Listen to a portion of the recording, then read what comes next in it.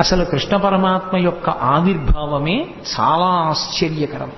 మిగిలిన అవతారాలలో పుట్టిన తరువాత లీలలుంటాయి, కానీ శ్రీకృష్ణ పరమాత్మ అవతారంలో అసలు ఆయన పుట్టడమే ఒక లీల. లీల అన్న మాటని కొంచెం జాగ్రత్తగా అర్థం చేసుకోవాలి.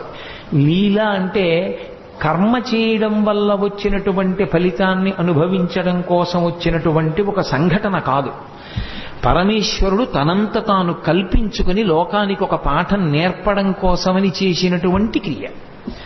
అంటే మీకు నేను ఒక ఉదాహరణ చెప్పాలి అంటే, నేను ఇవాళ మీ ముందు ఇలా మెళ్ళో పూలదండ వేసుకుని కూర్చోవడానికి శాస్త్రంలో గతంలో నేను చేసిన కర్మ ఏదో ఫలితంగా ఉంటుంది. కాబట్టి నాకు ఇవాళ ఈ విషయం మీద ప్రసంగించడానికి పరమేశ్వరుడు ఒక అధికారం ఇస్తాడు. అలా ఇప్పుడు కోటేశ్వరరావు గారు లీల చేశారండి అనకూడదు. లీల ఉండదు. గతంలో చేసుకున్న పాపపుణ్యములను బట్టి నేను ఇప్పుడు